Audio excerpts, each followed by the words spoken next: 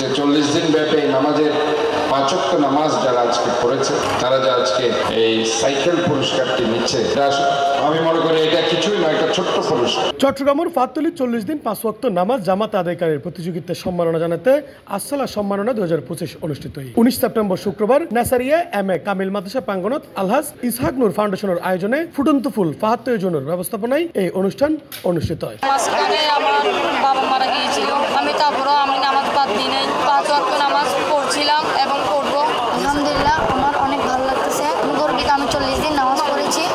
ইনশাল্লাহ এই ধরনের সংগঠন আমি ছোটবেলা থেকে এই যে দিনী সংগঠনগুলোর সাথে আমি ব্যক্তিগতভাবে সম্পৃক্ত ছিলাম। আমরা পারিবারিকভাবে একটা পায়াস ফ্যামিলির ছেলে, ঠিক আছে। আমি আমার পরিবার থেকে এই শিষ্টাচার, মানুষকে সুখে দুঃখে পাশে থেকে সাহায্য সহযোগিতা করা আমি আমার পরিবার থেকে শিখেছি। অনুষ্ঠানের প্রধান অতিথি হিসেবে উপস্থিত আছেন চট্টগ্রাম সিটি কর্পোরেশনের মেয়র ডাক্তার শাহাদাত হোসেন এবং উদ্বোধক হিসেবে উপস্থিত আছেন উত্তর পাটতলী বিএনপির যুগ্ম আহ্বায়ক এস.এম. জিয়াউল হুদা।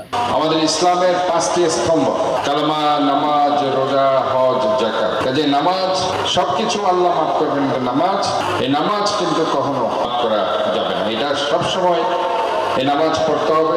যে 40 দিন ব্যাপী নামাজের 5 ওয়াক্ত নামাজ যারা আজকে পড়েছে, তারা যে আজকে এই সাইকেল পুরস্কারটি নিচ্ছে, আমি মনে করি এটা কিছুই নয়, একটা ছোট্ট পুরস্কার। কিন্তু তারা যে 40 দিন ব্যাপী নামাজ পড়েছে, মহান রব্বুল আলামিন শুধু 40 দিন নয়, যতদিন বেঁচে থাকবে তারা যাতে 5 ওয়াক্ত নামাজ মসজিদে এসে পড়তে পারে, এই তৌফিক মহান রব্বুল আলামিন তাদের দিক, আমাদের দিক, এখানে যারা আমরা আছি আমাদের সবাইকে।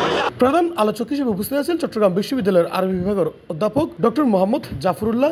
বিশেষ আলোচক হিসেবে উপস্থিত আছেন ফুটন্ত ফুল কেন্দ্রীয় কার্যনির্বাহী পরিষদের উপদেষ্টা আলহাজ মাওলানা ওয়াহেদ মুরাদ সহ আরো গণ্যমান্য ব্যক্তিবর্গ। উক্তিবয়সী ছেলে মেয়ে যারা আছে, ওরা বেশিরভাগ ক্ষেত্রে বিভিন্ন সামাজিক বিরোধী কাজ, দেশ বিরোধী কাজ, বিভিন্ন পরিবার বিরোধী কাজে লিপ্ত হচ্ছে।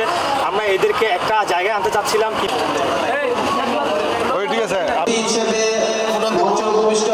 প্রোগ্রামটা নিয়েছে, এটা আমাদের সমাজের পক্ষ থেকে তাদেরকে অসংখ্য সাধুবাদ জানাই। C plus Chittagong.